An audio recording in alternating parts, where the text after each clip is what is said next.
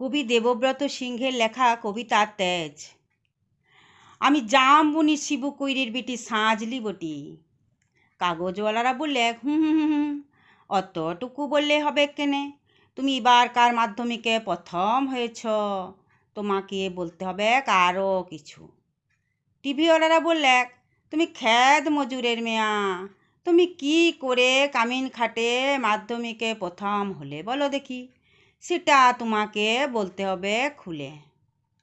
পঞ্চায়েতের রনি বৌদি, প্রধান, উপপ্রধান, এমএলএ, এমপি সব একবারে হামলে পড়ল আমাদের মাটির কুড়িয়াঘরে।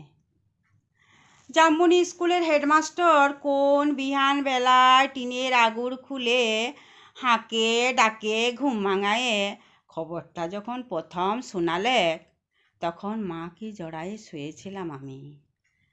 মায়ের পাড়া আমিও হেডমাস্টারকে দেখে চোখ কচালে হাঁ করে ফেলেছিলাম।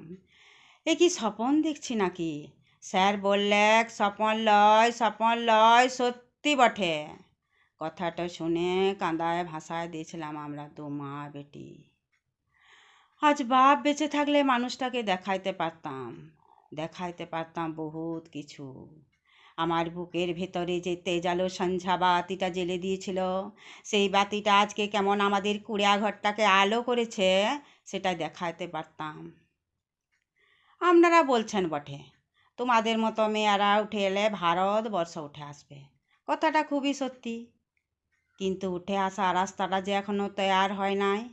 খাড়া পাহাড়ে ওঠা যে কি জিনিস, বহুত দম লাগে, বহুত তেজ লাগে।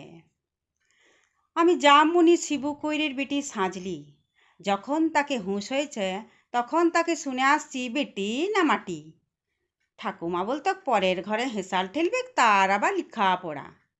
গাঁয়ের বাবুরা বলত তুই কুঁইরি পাড়ার বিটি ছিলা, তোর কামিন খাটা ছাড়া গতি কি? বাপ বলত দেখ সাঁজলি, মন খারাপ করলি তো হারিয়ে গেলি। যে যা বলছে বলুক, এসব কথা এক কানে সিনহালে আর এক কানে বার করে দিবি। তখন বাবু পাড়ার কুচিল ঘোড়া ঘরে কামিন খাটত মা। ক্ষয়রোগের তারসে মায়ের গতরটা ভাঙে নাই অতটা।